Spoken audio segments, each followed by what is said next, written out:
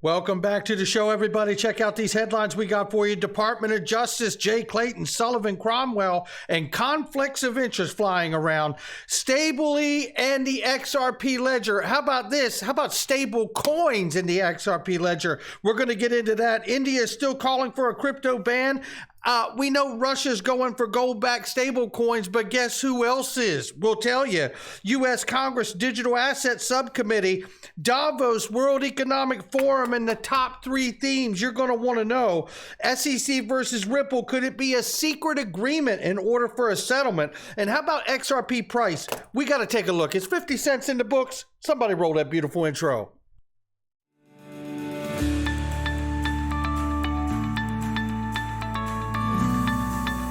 Digital Perspectives with Brad Kimes. Come on in.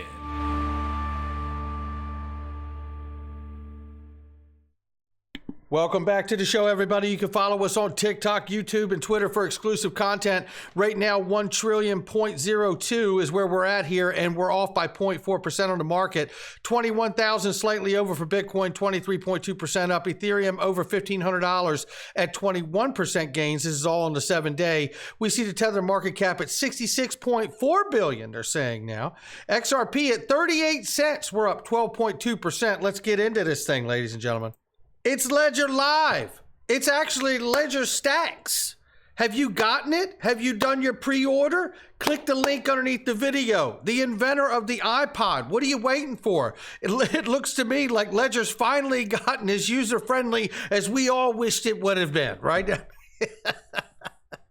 Not your keys, not your crypto. Click the link underneath the video. I've got my pre-order. Don't mess around.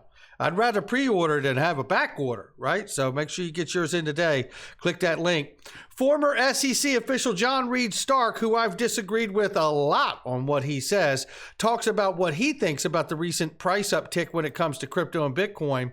And basically what he's saying here is the reasons driving the resurgence here in his book is market manipulation is being played in an outsized role in Bitcoin's recovery. Citing a Forbes analysis of 157 crypto exchanges, Stark concluded that roughly half of the reported Bitcoin daily trading volume was likely bogus. Half. I'll let you figure it out from there. U.S. Department of Justice has opposed FTX hiring Sullivan Cromwell. Thank goodness. The law firm currently tasked with exchanges investigation, citing potential conflict of interest. Ladies and gentlemen, give Michael Branch a follow. He's amazing. You get into this thing, and it basically points out the fact that in a recent legal filing, U.S. trustee said that it is objecting the FTX decision due to two overarching reasons. In the first place, the law firm's disclosures are not wholly sufficient to evaluate whether Sullivan Cromwell satisfies the bankruptcy code's conflict-free of disinterestedness, how about that one, standards. Furthermore, there might be a conflict of interest given Ryan Miller, general counsel of FTX US, previously worked at Sullivan Cromwell for 8 years. You see the incestuous things going on here, right? Department of Justice said the investigation would place the law firm in the conflicted position of investigating itself and its former partner. Second, the scope of Sullivan Cromwell's retention cannot be allowed as proposed. The complaint added, detailing the bankruptcy rules specifically preclude debtors in possession from investigating themselves. DOJ asked the court to deny Sullivan Cromwell's application. I want to remind everybody right now, and then there was also a letter that was written in a bipartisan group from U.S. senators, including John Hickenlooper, Tom Tillis, and then Elizabeth Warren and Cynthia Lummis, lashing out for the same reasons of Sullivan Cromwell's involvement. And then we also know Jay Clayton is a part of Sullivan Cromwell as well. So lots of reasons to put a stop to that. Let's see this here. Binance, however, says they plan to hire 15 to 30% more in 2023. We'll keep an eye on that, and I hope so. And I hope that that is indicative of what the space will look like sometime next year after all of this vagueness, lack of clarity, and suppression to the market is lifted. Then we see this. Ripple co-founder Jed McCaleb adds space station to his building resume, or space station building to his resume. Stellar's chief technology officer and co-founder is now building a team of industry experts and engineers to pioneer a new frontier of space exploration. This is pretty remarkable. I mean, this goes along with in the same path as Elon Musk and everything that's happening, right? I mean, I firmly believe Elon Musk, I think DAI really pushed this story when he was catching a lot of heat and it really wasn't even popular for people to talk about, but I think he was spot on then, and I think it's even more spot on now. Elon Musk and Starlink is the new internet.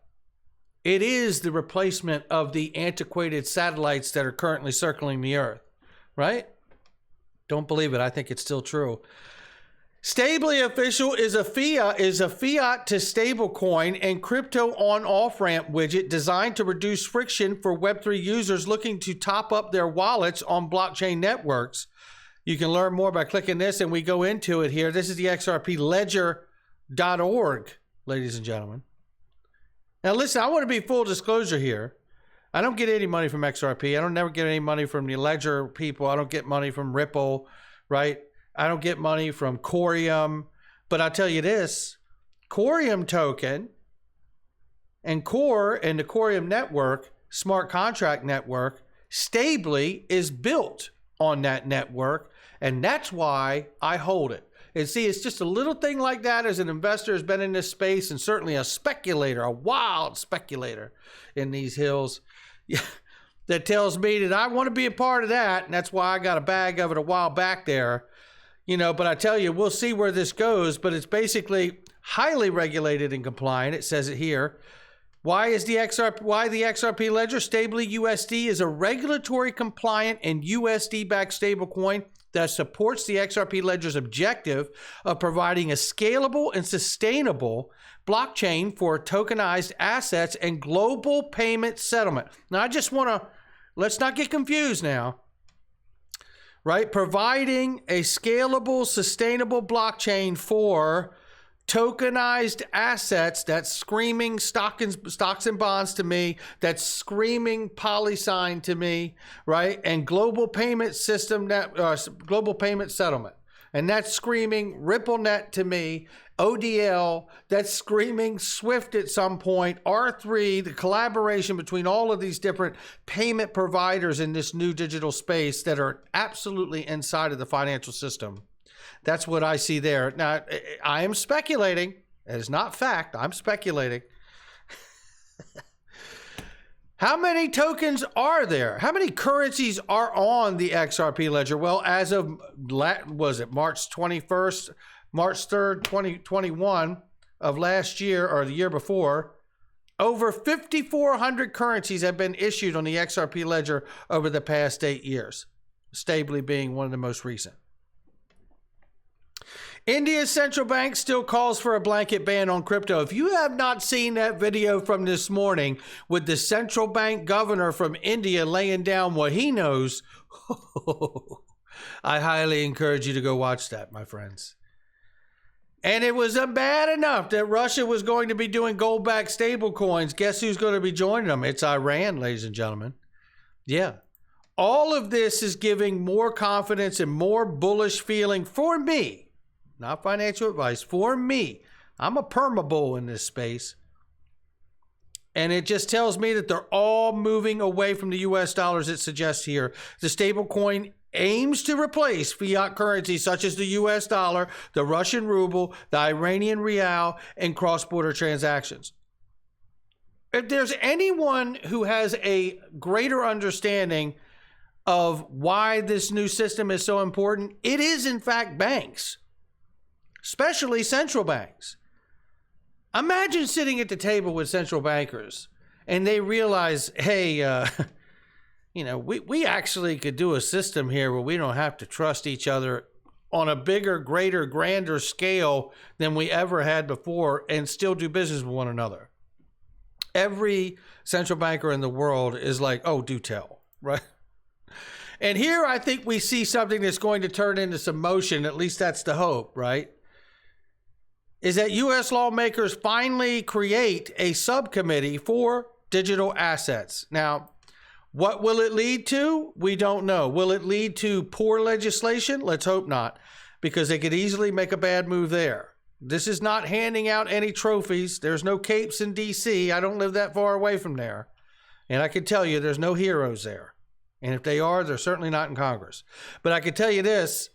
It is the right thing to develop a subcommittee where you get a specialized panel of people with deep knowledge about what they're trying to create legislation for.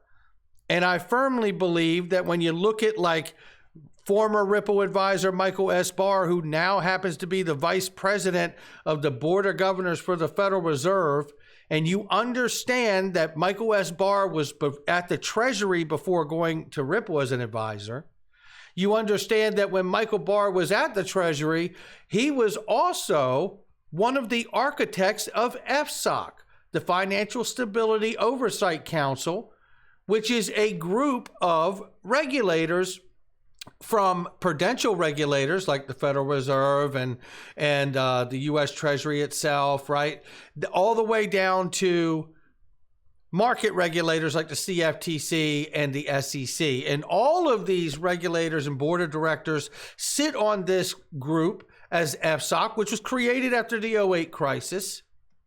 So Michael S. Barr, architect of FSOC and Dodd-Frank that created FSOC, now at the VP Board of Governors to really work on architecting legislation for stablecoins.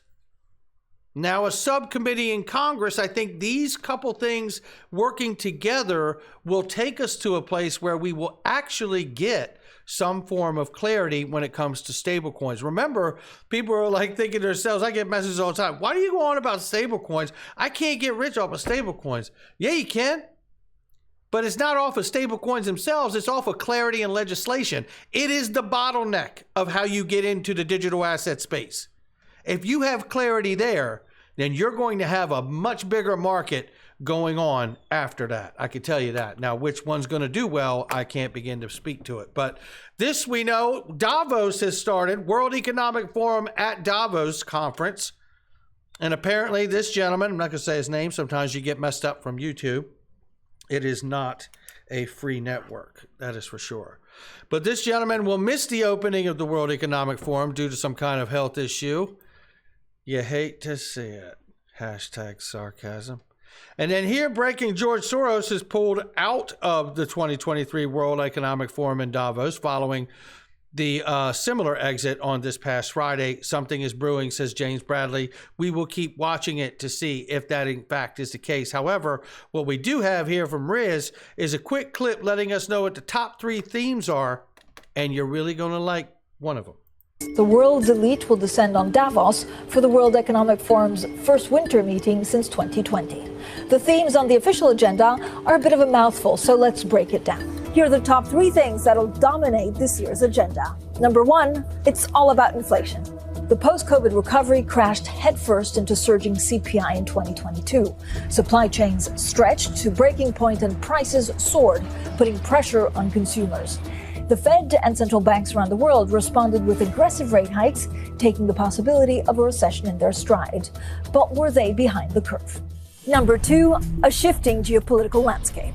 Oh, yeah. Russia's invasion of Ukraine forced many nations to choose sides and shore up energy supplies. Russia was absent from the forum's summer gathering in May and won't be there this year either. China-US relations also hit a new low over Taiwan and human rights. China is looking to come back bigger than ever at its first gathering since the pandemic, but will they receive a warm welcome? Number 3, crypto and regulation. A late addition to our top 3 thanks to the implosion of Sam Bankman-Fried's FTX empire in November. His arrest and extradition to the US has given regulators more ammunition in their drive to rein in the crypto industry. So are we already past peak crypto?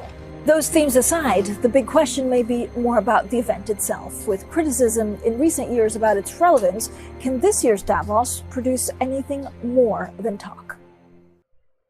Well, there you have it, ladies and gentlemen. She says it well. Can this year's Davos produce anything more than talk? And I think that it will, because we see the movement in Congress here in the United States. And I happen to believe, unlike the WEF believes of themselves, it is the largest economy in the world that needs to move now. And when the largest economy finally tips their hat and shows clarity to the bottleneck of how you enter and exit this space, then I believe you will see a flood of institutional money move into the fourth industrial revolution, which is digital assets and blockchain technology. Now, before we get out of here, I do want to touch this very quickly. Here is a great comment from John Deaton. Shout out to John Deaton, the field general, ladies and gentlemen. Boy, oh boy, and there's a conference coming up you're going to need to know about, and I'll keep you posted on it when it's posted. But I tell you what, it's going to be amazing.